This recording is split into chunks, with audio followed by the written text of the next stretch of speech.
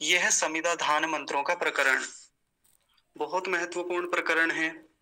इसको लेके कई प्रकार की शंकाएं रहती हैं, कई प्रकार के प्रश्न रहते हैं लोगों के मन में। कैसे प्रश्न हैं? तो वो मैं एक बार प्रश्न बता देता हूँ, समाधान उनका बाद में करेंगे। प्रश्न क्या है? इस समिधाधान प्रकरण में 4 मंत्र होते हैं। एक तो ओम अयंत इधम, ये जो सामने लिखा हुआ है ये वाला।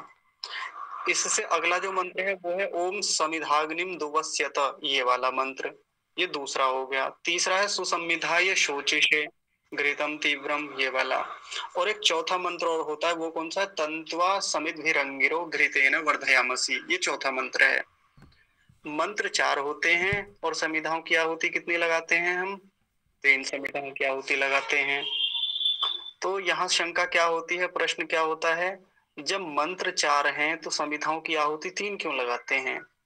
इस मंत्र से तो पहली समिधा की आहुति लिखा है, लेकिन इसके आगे के जो 2 मंत्र हैं, समिधाग्निम वाला और सुसंमिधाय वाला, उन 2 मंत्रों से एक समिधा की आहुति लगाई जाती है। ऐसा क्यों? ऐसा आता है ना मन में प्रश्न कि जब 2 मंत्र हैं तो 2 समिधाएं लगाई जाएं, या एक समिधा लगा रहे हैं तो केवल एक मंत्र होना चाहिए। टोटल 3 मंत्र हो, 3 संविधाएं हो तो बात जचती है, समझ में आती है। मंत्र 4 हैं, संविधाएं 3 हैं।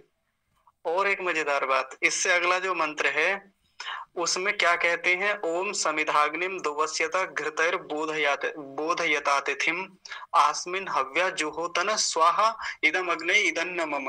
ये बोला भी जाता है, स्वाहा भी बोलते हैं, इदम अग्ने इदन्न मम भी बोलते हैं, और आहुति लगाते नहीं है। जब आपने बोल तो दिया और समिधा की आहुति लगाई नहीं, तो फिर ऐसे ये तो मिथ्या भाषण हो गया ना, मिथ्या आचरण हो गया।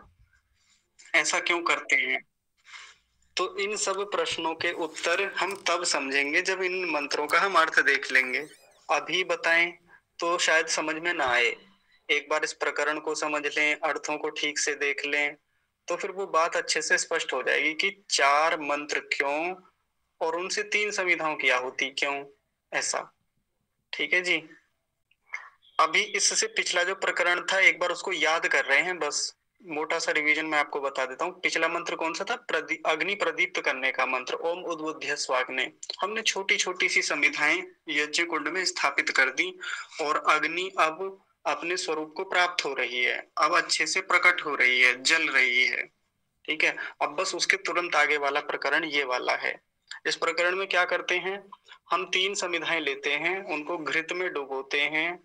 कुछ लोग तो बस थोड़ी सी डुबो लेते हैं, कुछ क्या करते हैं उसको सारी को डुबो लेते हैं, बढ़िया से घी लगाते हैं उस पे। कुछ लोग तो सामग्री में भी लपेट लेते हैं उसे। तो बात करेंगे इस बारे में, बाद में ही करेंगे, कैसे उस क्रिया को करें, कैसे उस विधि को करें। और जब अग्नि जल रही है तो उसमें हम उस समिधा को रखते हैं, अग्नि में स्थापित करते हैं, आधान करते हैं। ठीक है जी। तो मंत्र देखिए, मंत्र का अर्थ बहुत महत्वपूर्ण है और मैं फिर से बता रहा हूं, 2 प्रकार के अर्थ हैं। पहला अर्थ तो भौतिक रूप में लेके चलेंगे, है ना, और दूसरा अर्थ है आध्यात्मिक अर्थ। उसको हम कल की कक्षा में देखेंगे। कल का अवकाश रखा जाएगा या नहीं वो खैर बाद में पता चलेगा, लेकिन अगली कक्षा जब भी होगी वो दूसरा अर्थ उसी कक्षा में रखा जाएगा। इसलिए आप इस पहले अर्थ को बड़े ध्यान से सुनेंगे। यदि ये पहला अर्थ समझ में नहीं आया तो फिर दूसरे अर्थ को समझने में थोड़ी बाधा होगी। और मैं आपकी जानकारी के लिए एक बड़ी अच्छी बात बता देता हूँ, अभी तक के सभी मंत्रों में सबसे आसान मंत्र है ये। आपको लग रहा होगा कि इसमें तो बड़े बड़े शब्द हैं, कठिन भी हैं, ऐसा लग रहा होगा ना देख के इस मंत्र को, लेकिन अभी तक का सबसे आसान मंत्र है ये। इसको समझते हैं आइए। बस शुरू में थोड़ा सा कुछ शब्दों में, 3-4 शब्दों में थोड़ी सी समस्या आएगी, लेकिन फिर उसके बाद का इतना आसान है, इतना आसान है, बहुत आसान। आप जब इस मंत्र को बोलेंगे ना तो इसका अर्थ बड़ी आसानी से आपके सामने प्रकट हो जाएगा।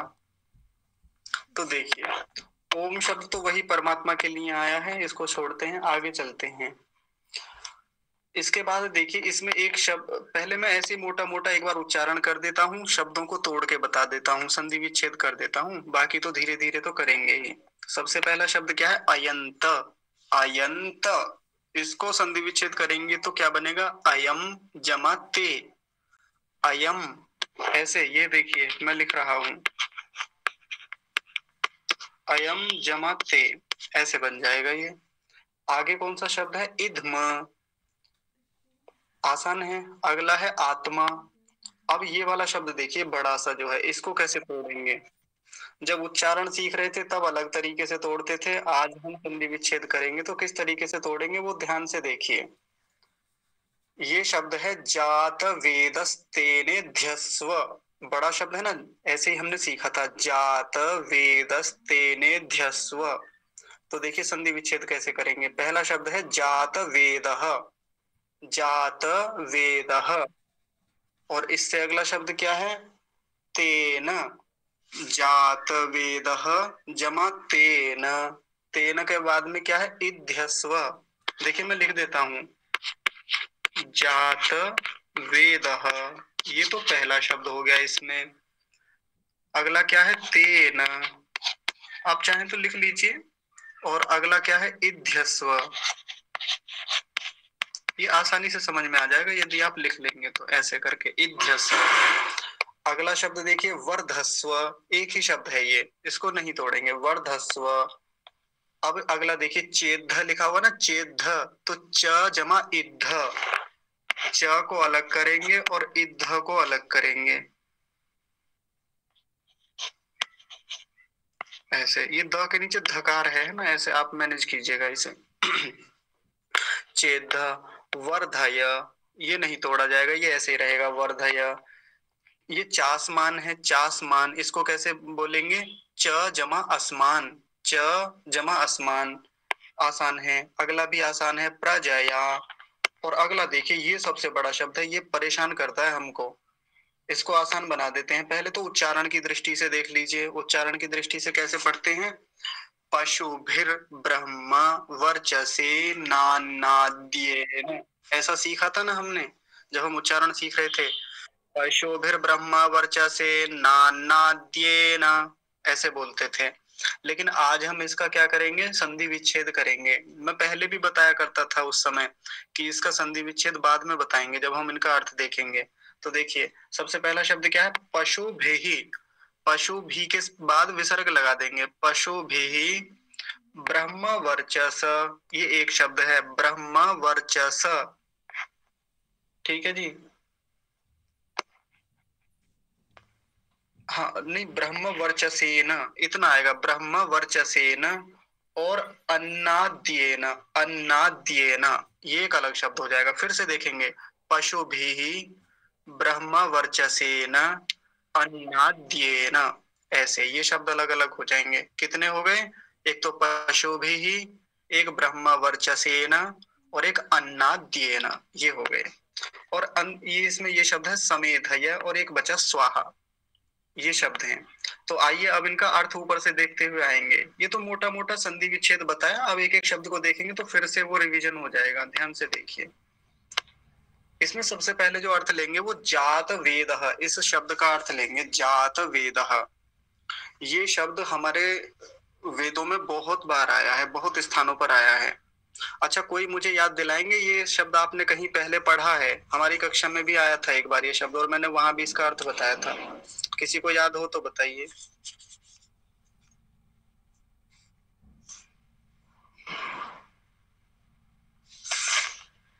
बताइए। चलिए एक हिंट देते हैं आपको, संध्या के मंत्रों में आया था।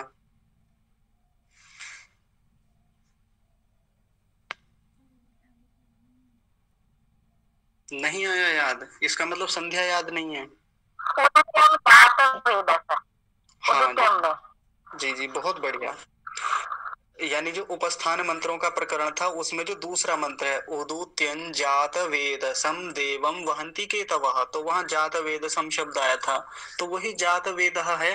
और वहां इसका अर्थ क्या बताया था मैंने, ये ऋषि दयानंद क्या बताते हैं इसका अर्थ, ऋषि दयानंद कहते हैं कि जात वेद सम का अर्थ ये होता है कि जिससे ये ऋग्वेद आदि चारों वेद उत्पन्न हुए हैं या ये संसार उत्पन्न हुआ है उसको परमात्मा कहते हैं, वो उसको जात वेद कहते हैं।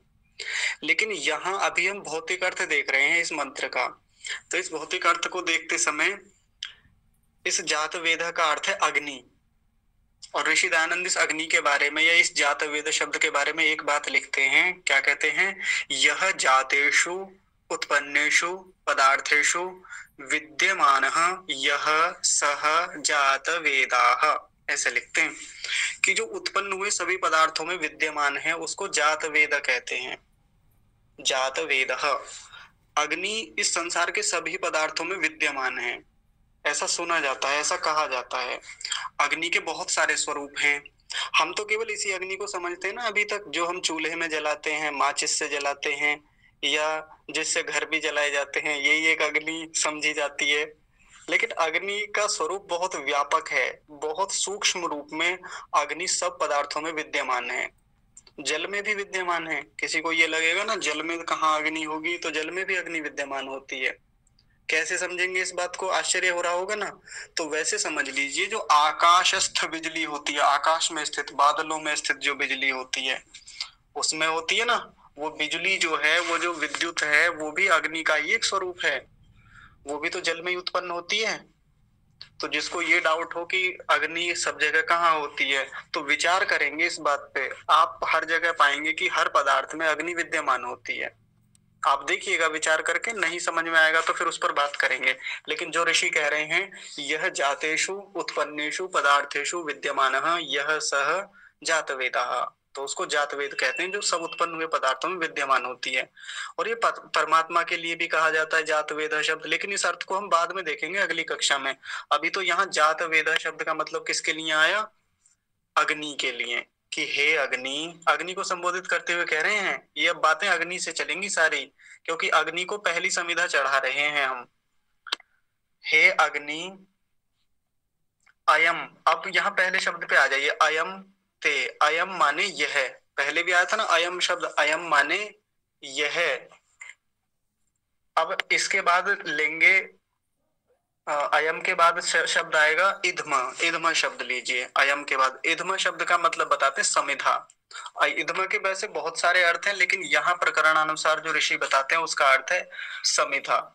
हे अग्नि, अयम माने यह, इधम माने समिधा। यह जो समिधा है, कौन सी समिधा, जो हमने हाथ में ले रखी है, जिसकी हम आहुति देने जा रहे हैं। देखिए ना, प्रकरण के अनुसार वैसी ही बात चल रही है। तो यह जो समिधा है, ते माने, अब इस ते शब्द को लेंगे, अयम के बाद जो जुड़ा हुआ है, अयम ते, यह जो समिधा है, ते माने तेरी, आत्मा माने शरीर है, आत्मा माने शरीर है। अब आपको लगेगा आत्मा का मतलब शरीर कैसे हो गया, तो आश्चर्य की बात होगी आपके लिए। हम तो आत्मा, केवल इस आत्मा को जानते हैं जो हमारे शरीर में होता है ना, जिसको जीव भी कहते हैं, आत्मा भी कहते हैं, जीवात्मा भी कहते हैं, बहुत सारे नाम हैं। लेकिन आत्मा शब्द बहुत सारे पदार्थों के लिए प्रयोग में लाया जाता है। आप आयुर्वेद पढ़ेंगे तो वहां आत्मा शब्द आत्मा के लिए तो आता ही है, परमात्मा के लिए भी आता है, शरीर के लिए भी आता है, इंद्रियों के लिए भी आता है, और मन के लिए भी आता है। बहुत आश्चर्य की बात है। बस वो प्रकरण की बात है, प्रकरण कैसा चल रहा है।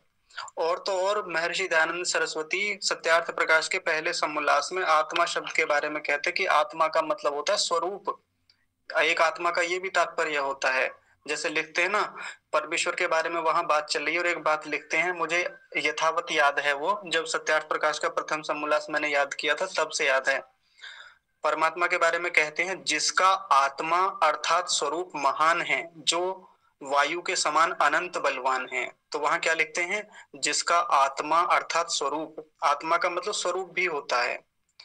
तो ढेर सारे अर्थ हैं, लेकिन हमें उन अर्थों में नहीं जाना अभी, हमें तो एक अर्थ लेना है आत्मा का। आत्मा का यहाँ क्या मतलब होगा, शरीर, कि यह जो समिधा है ये तेरा शरीर है।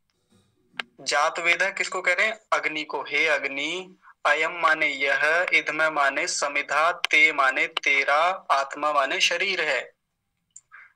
फिर से सुनिए, ये जो समिधा है ये तेरा शरीर है, तू इसमें पहले से ही विद्यमान है। जैसे बताया ना प्रत्येक पदार्थ में वो अग्नि विद्यमान है, तो बिल्कुल वैसा ही कह रहे हैं। अब ये शरीर किस रूप में है, कैसे है, तो बिल्कुल वैसे ही है जैसे मुझ शरीर में एक आत्मा रहता है, बिल्कुल वैसे ही। मैं जो आत्मा हूं इस पूरे शरीर को संचालित करने के लिए शरीर में विद्यमान रहता हूं, वैसे ही अग्नि से कहा जा रहा है कि ये जो समिधा है ये तेरा शरीर है। जैसे परमात्मा अपने आप में एक आत्मा की तरह व्यवहार करता है, पूरे संसार उसके लिए शरीर जैसा है, मैं आत्मा भी उसके लिए शरीर जैसा हूं, तो परमात्मा सब जगह रहता है। वैसे ही ये जो समिधा है, ये तेरा क्या है, ये शरीर है, एक संकेत है। ठीक है, ये संकेत है, ऐसा अलंकार है, यहाँ पर अलंकारिक रूप में बातें होती हैं यहाँ पर। ऐसे पीछे भी तो कितने सारे मंत्रों में अलंकारिक रूप में हम बातें कर रहे थे, आगे देखेंगे भी और बात समझ में आएगी। देखिए ये शब्द हो गया, यहां से यहां तक हो गया, और जात वेद यहां तक हो गया। अब इस जात वेदस तेन ध्यस्व शब्द को मैंने कैसे तोड़ा था, जात वेद जमा तेन, अगला शब्द क्या है, तेन, तेन के बाद क्या है, इध्यस्व, ये जो लिख रखा है नीचे इध्यस्व, ये देख लीजिए। तो तेन माने इसलिए, ध्यान से सुनेंगे, तेन माने इसलिए, इस कारण से, इसलिए कह दीजिए, इस कारण से। इध्यस्व, इध्यस्व का मतलब है प्रदीप्तो भव। ऋषि कैसे लिखते हैं, प्रदीप्तो भव, प्रदीप्त हो जा, यानी प्रकट हो जा, तीव्र हो जा, ऐसे ऐसे यहाँ पर इसका अर्थ आएगा। इध्यस्व, ध्यान से सुनेंगे फिर से, शब्द क्या है, मूल शब्द क्या है, इध्यस्व, तेन माने इसलिए, इध्यस्व माने प्रदीप्तो भव, प्रदीप्त हो जा। इतना हो गया। देखिए अब बहुत आसान अर्थ है आगे इसका सारे का। अब तक जो था थोड़ा सा कठिन था, अलंकारिक भाषा में था, लेकिन अब जो इसके आगे का जो अर्थ है वो बहुत आसान होने वाला है।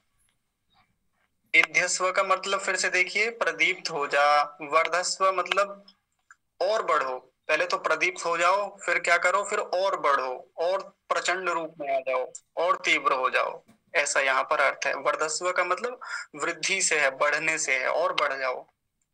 चेद्ध, चेद्ध शब्द को मैंने कैसे तोड़ा, च जमा इद्ध, च जमा इद्ध, च माने तो और होता है, आपको पता ही है, च माने और, इद्ध माने प्रकाशित करो। इद्ध का तात्पर्य क्या हुआ, प्रकाशित करो। पहले तो प्रदीप्त हो जाओ, जल जाओ बढ़िया से, फिर और बढ़ो, और तीव्र हो जाओ, प्रचंड हो जाओ। च माने और ये इद्ध, इसमें च जमा इद्ध, इद्ध कैसे लिखेंगे फिर से देख लीजिए, ऐसे इद्ध, इद्ध माने क्या करो, प्रकाशित करो। फिर प्रकाशित उस सेंस में भी आएगा अभी आगे जब हम इसका आध्यात्मिक अर्थ देखेंगे, लेकिन अभी तो यहाँ प्रकाशित किस सेंस में है, मतलब बढ़ने के सेंस में है। आप जो आपका कार्य है उसको पूरा कीजिए उस रूप में। इतना हो गया।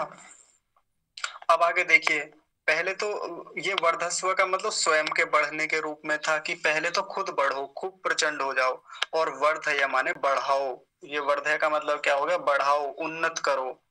क्या बढ़ाओ जी, तो जो पदार्थ आपके भीतर आने वाला है ना, अब आप उसको बढ़ाना, आप उसको बढ़ाइएगा। कैसे बढ़ाइएगा, तो आप तो खूब सुनते रहते होंगे, व्याख्यानों में विद्वानों से ऐसी चर्चाएं होती रहती हैं कि अग्नि में जो भी पदार्थ डाला जाता है वो उस पदार्थ को क्या करता है, वर्धय, वर्धति, बढ़ाता है, बढ़ाने वाला होता है ना। किसी भी पदार्थ को अग्नि में डालिए, सूक्ष्म रूप में उसको कितना वृहद कर देता है, बहुत वृहद कर देता है। बहुत सारे उदाहरण दिए जाते हैं वहां पे, जैसे अग्नि में कोई भी पदार्थ डाला, मैंने अग्नि में मिर्च डाली, ऐसा उदाहरण खूब दिया जाता है। तो मिर्च डालने पे क्या होता है, खूब बढ़ा देता है। मिर्च तो एक डाली थी, वो पूरे मोहल्ले को खिला दी मिर्च हमने, यहीं बैठे बैठे ही पूरा मोहल्ला खांस रहा है। तो अग्नि के भीतर ये सामर्थ्य होता है, बढ़ाने वाला होता है। अब उसमें अभक्ष्य पदार्थ डालेंगे, गंदे पदार्थ डालेंगे तो फिर नुकसान करेगा। अच्छे पदार्थ डालेंगे तो उसका वर्धन करके उन्नत करेगा, उन्नति करेगा, वर्धन करेगा, वर्धय करेगा। तो वर्धय का तात्पर्य क्या हो गया, अग्नि से यहाँ एक आह्वान जैसा है कि आप बढ़ाइए। पहले तो स्वयं बढ़ो, च माने और, इद्ध माने प्रकाशित करो, और वर्धय माने बढ़ाओ। इतना हो गया जी, यहाँ तक तो पूरा हो गया। अब आगे देखिए, चासमान, चासमान शब्द को कैसे अलग अलग किया था, च जमा असमान, च माने और फिर असमान शब्द, ये तो असमान तो पीछे भी आया है, यो असमान द्वेष्टि। असमान का मतलब क्या होता है, हमको, हमें, हमारा, आता है ना ऐसे। तो यहाँ क्या लेंगे, असमान का तात्पर्य हमको, हमको। अब देखिए हमको या हमारी या हमें, कुछ भी ले लीजिए, हमको प्रजया, हमको प्रजा की मतलब हमारी प्रजा की, पहले एक शब्द को साथ में लेते चलेंगे सबके। समेधय शब्द अंत में दिख रहा है ना। समेधय का मतलब है वृद्धि करो, बढ़ाओ। तो हमारी क्या बढ़ाओ? प्रजा को बढ़ाओ आप, हमारी प्रजा को बढ़ाओ। ये कौन कह रहा है? ये यजमान कह रहा है, जो भी यजमान बैठा हुआ है। हमारी प्रजा को कैसे बढ़ाओ जी? तो हमारी प्रजा जो है, हमारी प्रजा किस सेंस में होती है? संतानों के रूप में होती है। प्रजा का मतलब एक संतान भी तो होता है।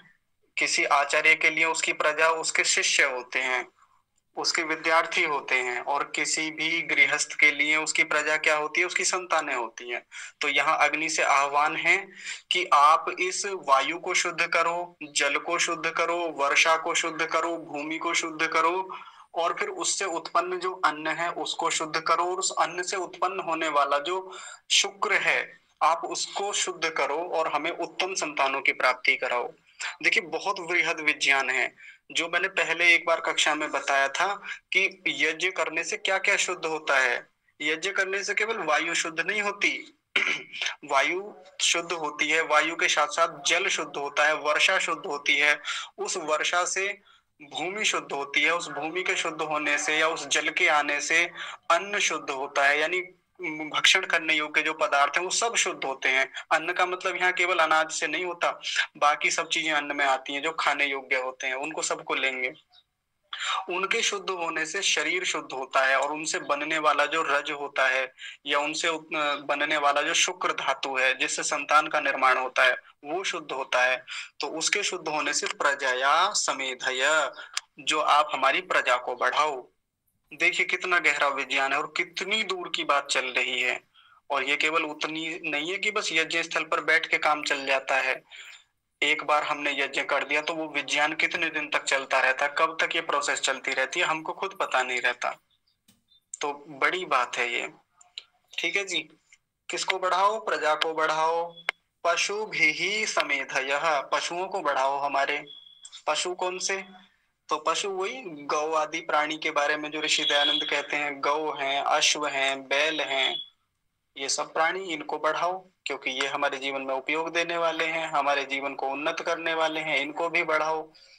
अब अगला जो अर्थ है ना, वो शायद आपको पचेगा नहीं इस पशु का, क्योंकि पहली बार ऐसा सुनते हैं ना हम तो अजीब लगता है। ऐसे मंत्रों में बहुत सारी चीजें आएंगी जब हम पहली पहली बार सुनेंगे तो हंसी भी आएगी और सोचेंगे कि ये क्या ही मामला है। कैसे? पशु का मतलब ब्रह्मचारी भी होता है, यानी ब्रह्मचारियों को पशु भी कहते हैं। कई स्थानों पर आचार्य के लिए पशु शब्द आया है। अब आप कहेंगे कि अच्छा ऐसे पशु इसको भी कहते हैं क्या? तो हाँ, कहते हैं ना इसको भी।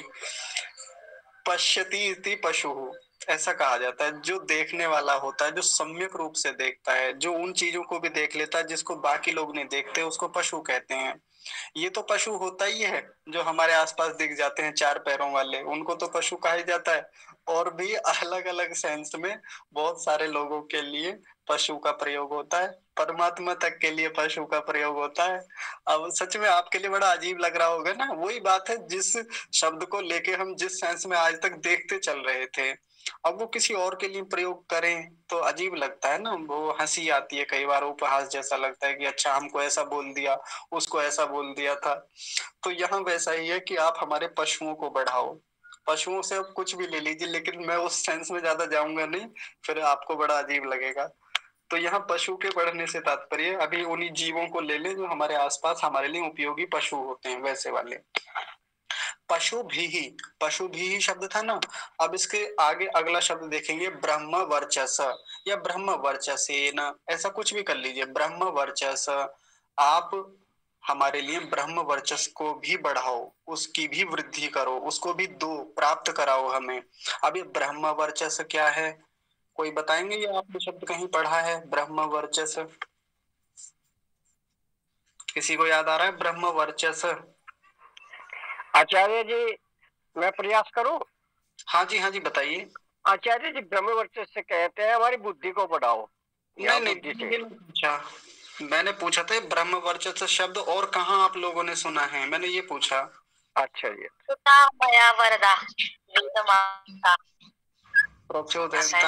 हाँ, पूरा करिए, कहाँ पर आता है उसमें?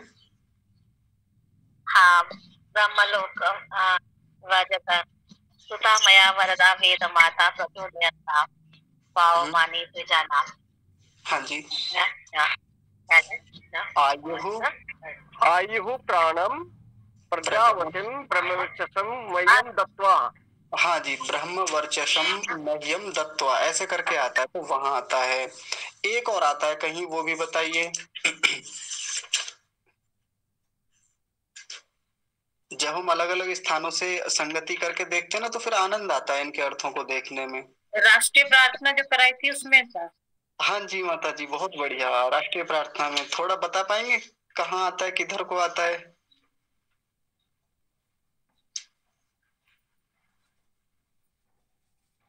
बताइए थोड़ा सा। शुरू में ही आता है, पहली पंक्ति में ही। ओम आ ब्रह्मण ब्रह्मवर्चसो। ब्रह्मण ब्रह्मणो ब्रह्म वर्चसी जायता। बहुत सुंदर, पहली पंक्ति में आ गया। हाँ जी, हाँ जी। ठीक है ठीक है। आ ब्रह्मण ब्राह्मणो ब्रह्म वर्चसी जायताम ऐसे करके आता है ना, तो ब्रह्म वर्चसी जो शब्द है ये वही है। तो ब्रह्म वर्चसे न, आप हमें ब्रह्म वर्चस की प्राप्ति कराइए। अग्नि से कहा जा रहा है। हाँ जी हाँ जी, बिल्कुल बिल्कुल। तो इसके बारे में ऋषि दयानंद जो अर्थ लिखते हैं ना ब्रह्म वर्चस का, वो ब्रह्म वर्चस के बारे में लिखते हैं वेद विद्या या पूर्ण विद्या, ऐसा अर्थ किया जाता है। हमें पूर्ण विद्या की प्राप्ति कराइए, ऐसी ऐसा इसका अर्थ है। तो किसकी प्राप्ति कराइए?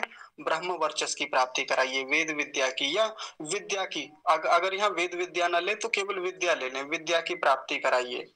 अब अन्नाद्येन, अन्नाद्येन ये शब्द है ना, मैं इसको लिख देता हूँ तो थोड़ा आपको सरल हो जाएगा ये शब्द।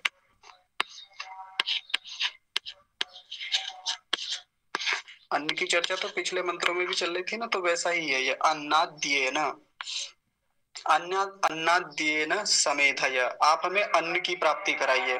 और अन्न का मतलब किससे लेना है? जो भक्ष्य पदार्थ हैं, खाने योग्य पदार्थ हैं, उनकी प्राप्ति कराइए। जिनसे एनर्जी मिलती है। हाँ जी बिल्कुल, बहुत कुछ मिलता है, केवल एनर्जी नहीं, ढेर सारी चीजें मिलती हैं अन्न से। अब अन्न का मतलब मैं अभी थोड़ी देर पहले कह रहा था कि वही अन्न नहीं लेना जो अनाज होता है, गेहूं होता है या गेहूं का आटा होता है, चना होता है, दालें होती हैं, हम इनको ही तो अन्न समझते हैं। लेकिन अन्न में इनके अलावा भी वो सब पदार्थ हम ले लेंगे जो भक्षण के योग्य होते हैं, जो खाने योग्य होते हैं। फलों को ले लीजिए, जो मेवे होते हैं उनको ले लीजिए। इसके अतिरिक्त और भी जिनका भी हम खाने में उपयोग करते हैं, वो सब अन्न के अंतर्गत आ जाएंगे। तो अग्नि से क्या प्रार्थना, मतलब अग्नि से क्या आह्वान जैसा है हमारा, एक आलंकारिक रूप में हम क्या प्रार्थना कर रहे हैं। ये प्रार्थना आलंकारिक रूप में है, अग्नि तो मानेगा नहीं हमारी बात को, लेकिन फिर भी ऐसा तो हम करते हैं ना। मैं एक उदाहरण देके बताऊंगा अभी। अब आपको लग रहा होगा अग्नि से ऐसे कैसे बातें चल रही हैं, अग्नि तो एक जड़ वस्तु है। तो देखिए हम अपने व्यवहारिक जीवन में भी तो जड़ वस्तुओं से कैसे व्यवहार करते हैं, मैं बताता हूँ, आपको आनंद आएगा सुन के। मान लीजिए कोई व्यक्ति गाड़ी चला रहा है। अब गाड़ी चलाते चलाते अचानक से घर आ गया, अचानक से ब्रेकर आ गया, अचानक से सामने कोई गाड़ी आ गई, कुत्ता आ गया, तो हम क्या करते हैं? अचानक से ब्रेक मारते हैं। लेकिन ब्रेक मारते हुए एकदम तो गाड़ी रुकती नहीं है, क्योंकि वो उसकी एक गति जो पहले से बनी आ रही थी, वो गतिज ऊर्जा जो है उसमें उसको सामान्य रूप से लाने में, स्थितिज ऊर्जा में बदलने में समय तो लगता है, थोड़ा सा कुछ सेकंड लगे चाहे, लेकिन उसके अलावा भी थोड़ा सा मूवमेंट गाड़ी में होता है। और जिस समय वो ब्रेक लगाने के बाद भी गाड़ी रुकती नहीं है और थोड़ा सा आगे 1-2 मीटर आगे जाके रुक रही होती है, धीमी हो रही होती है, हम गाड़ी से क्या कहते हैं उस समय? रुक जा रुक जा रुक जा रुक जा, ए रुक गई, रुक गई, बहुत बढ़िया। ऐसा व्यवहार होता है ना गाड़ी के साथ हमारा। ऐसे ही घर में दरवाजे के साथ होता है, हमने झटके से दरवाजा खोला और वो दरवाजा थोड़ा जोर से खुल गया। अब जैसे दरवाजा जोर से खुला और वो ची ची की आवाज करता हुआ जब पीछे जाके दीवार में लगने वाला होता है, अचानक हमारे मुंह से क्या आता है, निकलता है, रुक जा रुक जा रुक जा रुक जा। ऐसे करके करते ना, रुको रुको रुको रुको रुको, रुक गया रुक गया, बहुत बढ़िया, ऐसे करके करते हैं। अब ऐसे ही और चीजों को लेके मान लीजिए कुछ हमारे घर पे कोई गिफ्ट आया या कहीं से कोई पार्सल आया, कुछ भी आया, अब हम उसे खोलने का प्रयास कर रहे हैं, क्योंकि मन में बड़ी जल्दी होती है, उत्सुकता होती है कि देखे तो सही इस पार्सल में क्या आया है, क्या मिला इसमें, या किसी ने कोई गिफ्ट दिया था उसको, अब उसको खोल रहे हैं, उस पर टेप चिपकी हुई है। अब उतनी शीघ्रता में हम क्या करते हैं, अरे खुल जा भाई खुल जा, ऐसे करके करते हैं ना। है जड़ वस्तु, सुनेगा नहीं वो हमारी, ना हमारा उससे कुछ वैसा व्यवहार है कि वो हमारे कहने से जल्दी खुल जाएगा, नहीं खुलेगा, लेकिन फिर भी क्या करते हैं, खुल जा जल्दी और जल्दी खुल जा। बिल्कुल उससे एकदम मित्र की तरह व्यवहार होता है हमारा जड़ वस्तु से। ऐसा चलता है, बिल्कुल चलता है। तो वैसा ही यहाँ आलंकारिक रूप में अग्नि के साथ एक व्यवहार है। आप बढ़ो, आप प्रदीप्त हो जाओ, प्रचंड हो जाओ, प्रकाशित करो, आप स्वयं भी बढ़ो, हमको भी बढ़ाओ, हमें प्रजा से युक्त करो, प्रजा की हमारी वृद्धि करो, पशुओं की वृद्धि करो, और हमें विद्याओं की प्राप्ति कराओ, और आप हमें अन्न यानी भक्ष्य पदार्थों की प्राप्ति कराओ। समेधय शब्द का तात्पर्य यहाँ पर क्या हुआ? हाँ, बढ़ाओ, बढ़ाने से संबंधित है, या वृद्धि करो। फिर अंत में शब्द कौन सा आया? स्वाहा। स्वाहा शब्द का मतलब क्या है? कोई बताएंगे स्वाहा का मतलब क्या है यहाँ पर? जी मैं बताऊँ, मैं सत्य कहता हूँ। हाँ जी, बहुत बढ़िया। मैं यह सत्य कहता हूँ। और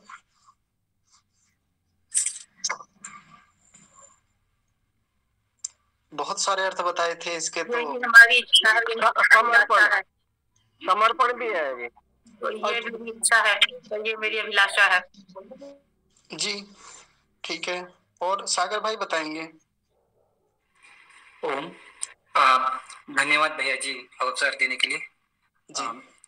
स्वाहा के बहुत सारे अर्थ हैं, जिसमें से एक तो ये है कि हम है ना सबसे प्रीतिपूर्वक बात करें, सबसे प्रीतिपूर्वक मधुरता युक्त बात करें, और हमारे वचन कर्म सब प्रीतिपूर्वक हो।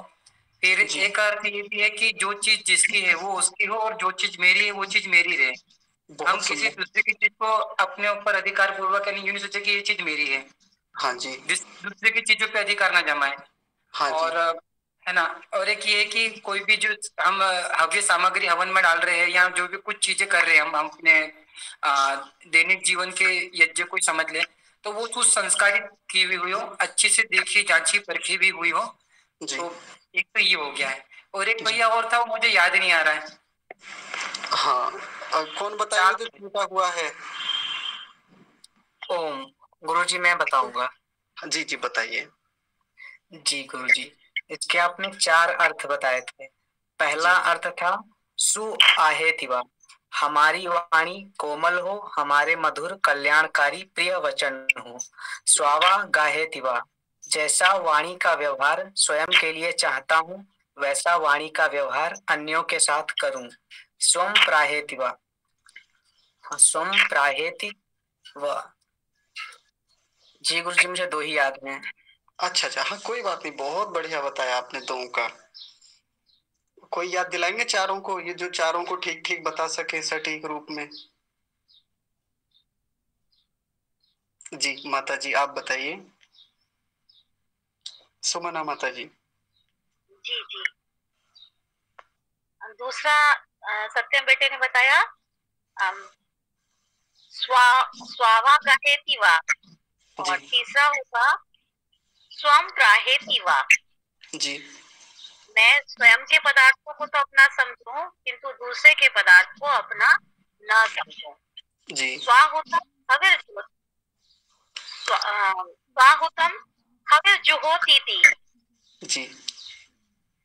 जो भी हम सामग्री प्रयोग कर रहे हैं वो शुद्ध और संस्कारित करके उसका प्रयोग करें।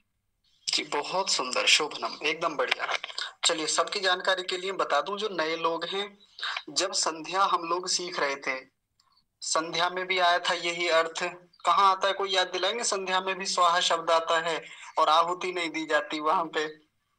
जगतस्थु स्वाहा। हाँ जी, जगतस्थु स्वाहा, ऐसे करके, बहुत बढ़िया। ये स्वाध्यायशील लोगों का प्रमाण होता है कि पढ़ते रहते ना तो ध्यान रहता है कहाँ आया था। स्वाहा शब्द वहां भी आया। और कहाँ आता है? तो तब से जब से यज्ञ कर रहे हैं स्वाहा ही स्वाहा चल रहा है। आचमन किया तो वहां स्वाहा, और यहाँ आहुति डालनी आरंभ की तो स्वाहा। अब देखिए स्वाहा के 4 अर्थ हैं।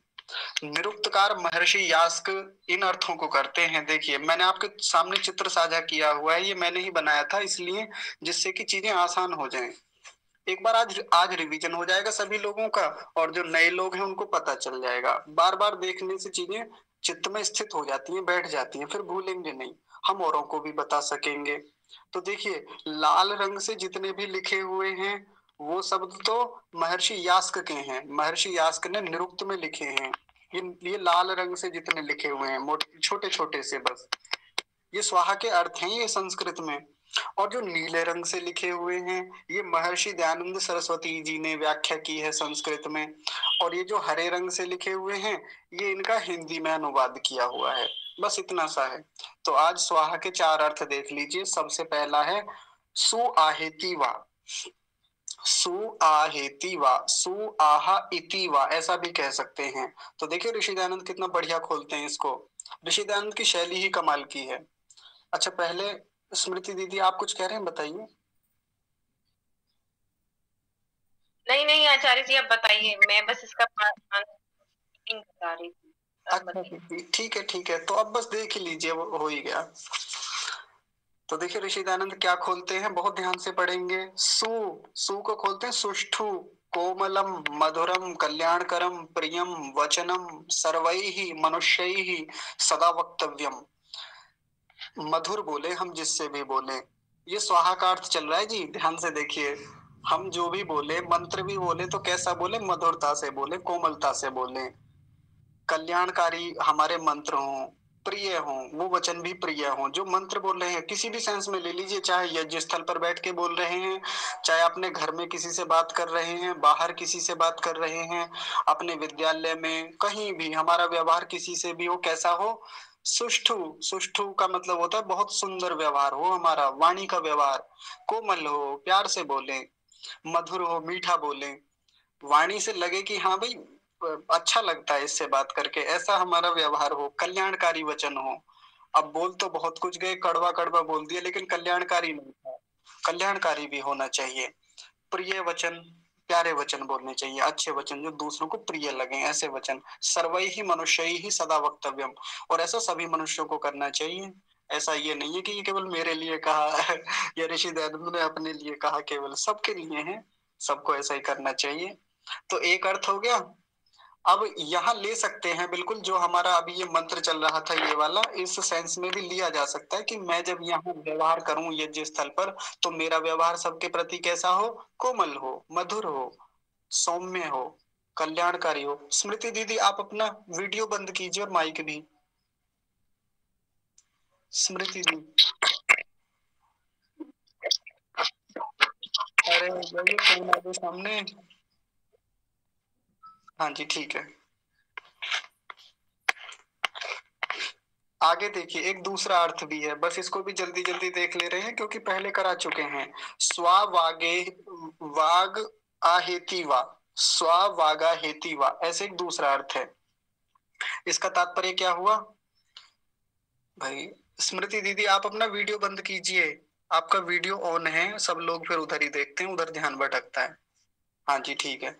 स्वावागा हेति वा, ये तो महर्षि यास्क का भाष्य है, महर्षि यास्क ने किया, और उसको ऋषि दयानंद क्या कहते हैं, या स्वकीया वाग वाग ज्ञान मध्य वर्तते सा यदाह तदेव वाग इंद्रियेण सदा सर्वदा वाच्यम।